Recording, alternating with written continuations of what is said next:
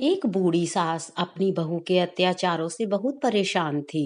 बहू अपनी सास को दिन रात परेशान करती थी।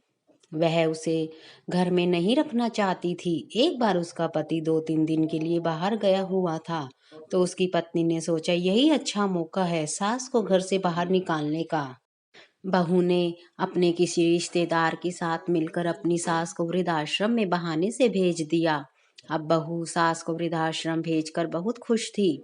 2 दिन के बाद जब उसका पति घर आया, तब उसने सबसे पहले अपनी माँ को आवाज लगाई, लेकिन उसे अपनी माँ कहीं नहीं दिखाई दी।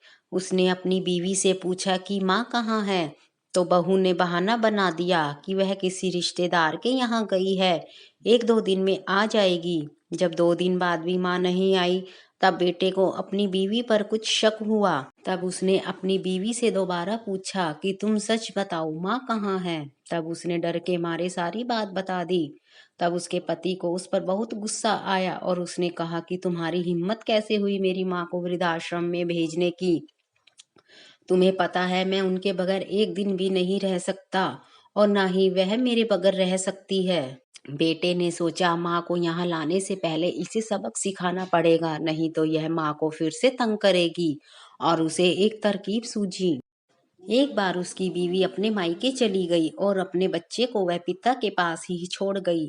जब वह मायके से वापस आई तो उसने उसे अपना बच्चा घर पर नहीं मिला, तो वह अपने पति से उसने पूछा कि हमारा बेटा कहाँ है। तब वह बोला कि मैंने उसे अनाथ आश्रम छोड़ आया हूँ। तब उसकी बीवी जोर जोर से रोने लगी और बोली मुझे मेरा बच्चा वापस चाहिए। तुम्हारी हिम्मत कैसे हुई मेरे बच्चे को अनाथ आश्रम छोड़कर आने की। तुम्हें पता है ना मैं उसके बगैर एक पल नहीं रह सकती। जाओ और अभी मेरे बेटे को वापस लेकर आओ। तुम एक बाप होकर ऐसा कैसे कर सकते हो। पति बोला जब मेरी माँ अपने बच्चे के बगैर रह सकती है तो तुम क्यों नहीं अपने बच्चे के बगैर रह सकती। फिर उसकी पत्नी ने हाथ जोड़कर माफी मांगी और बोली जाओ मेरे बच्चे को वापस ले आओ। पति बोला जाओ पहले तुम मेरी माँ को घर वापस लेकर आओ। पति ने कहा कि हमारा बेटा कहीं नहीं गया, मैं यह सब सिर्फ तुम्हें एहसास कराने के लिए कर रहा था कि जब एक माँ और बेटे को अलग किया जाता है तो कैसा लगता है। पति ने उसको समझाया कि हर घर में नोक झोंक होती रहती है, लेकिन इसका मतलब यह नहीं होता कि सास बहू को और बहू सास को घर से ही निकाल दे। यह सुनकर बहू को बड़ा पश्चाताप हुआ और उसने माफी मांगी और वो दोनों जने जाकर अपनी माँ को घर वापस ले आए। हमें इस कहानी से सीख लेनी चाहिए कि हमें कभी भी किसी माँ बेटे को एक दूसरे से अलग नहीं करना चाहिए। किसी किसी घर में सास बहू और पोते को अलग कर देती है, और किसी घर में बहू सास और पति को अलग कर देती है। आपसी लड़ाई में हम ये सब भूल जाते हैं कि इससे हम अपने ही घर को खराब करते हैं।